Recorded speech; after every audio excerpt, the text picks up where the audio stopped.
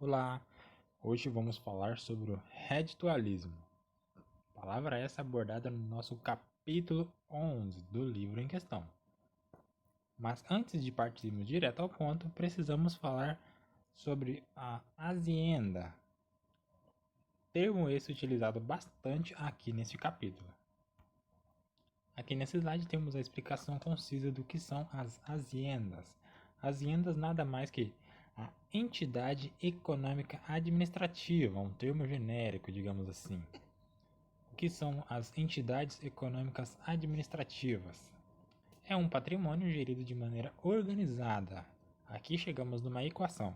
Equação esta que é gestão mais patrimônio é igual às haciendas, seja com ou sem fins lucrativos. Estamos falando aqui de empresas privadas ou instituições sem fins lucrativos. Esse termo é bastante recorrente aqui nos livros doutrinários hoje em dia, que são os termos que regem a nossa contabilidade. Que agora em 2020 foi alterado esse termo para a entidade que reporta, o nosso CPC 00, revisão 2.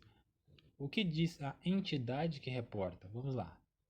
A entidade que reporta é a entidade que é obrigada a ou decide elaborar demonstrações contábeis, são as haciendas.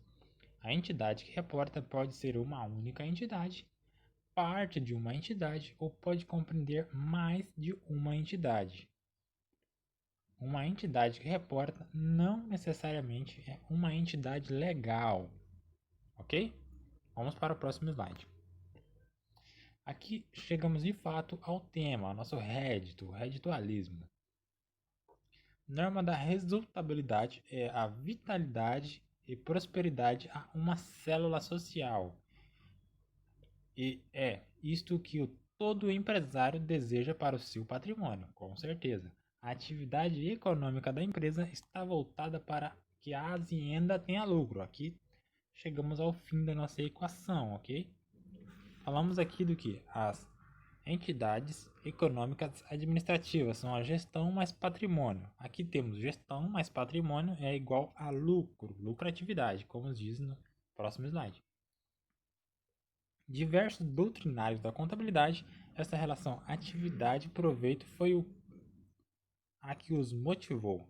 Assim, a recorrente doutrinária reditualista da Alemanha no início do século XX, ensinava que o objetivo principal das haciendas era a lucratividade e que este era o fenômeno básico a ser observado.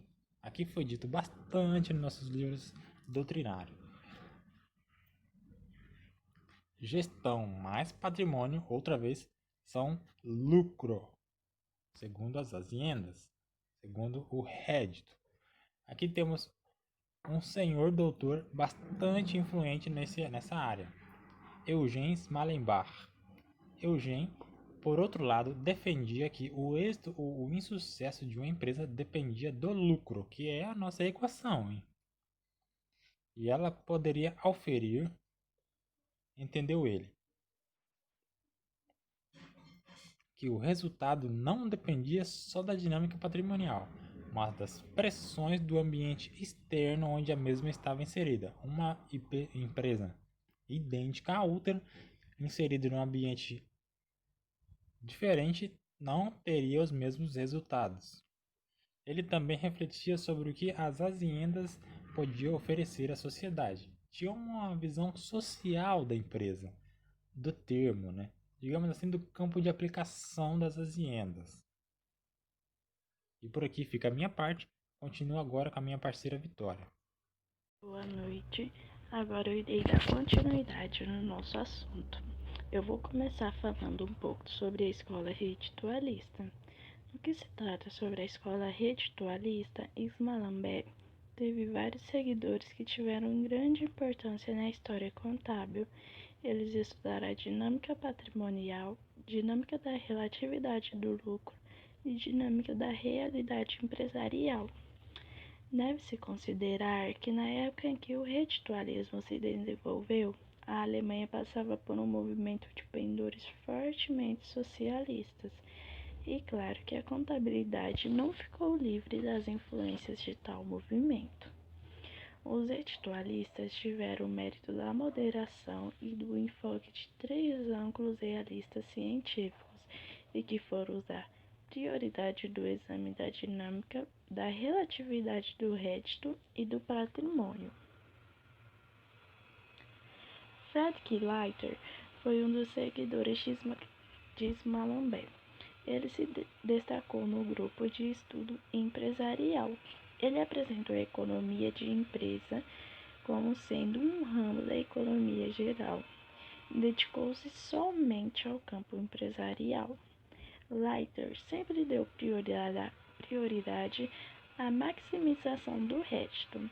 Ele defendia a compra ao mais baixo preço e a venda ao mais alto preço possível. Admitiu o estudo da renda em três sentidos, sendo eles o restrito, menos restrito e o amplo. Will Riker também seguiu a linha reditualista, de acordo com as suas próprias características, mas ao mesmo tempo dentro do mesmo pensamento doutrinatório. Riker considerava a renda como um instrumento da atividade econômica. Ele expressou a autonomia ambiental, mas negando que pudesse existir somente uma ciência responsável por todos os fenômenos da contabilidade. Ele considerava que as empresas eram fruto da economia capitalista, que elas eram um instrumento de lucro. Riker acreditava que o único e exclusivo objetivo da empresa era a intenção de lucro e que o lucro serve como indicador da eficiência, serve como eu posso dizer, como um indicador da eficiência.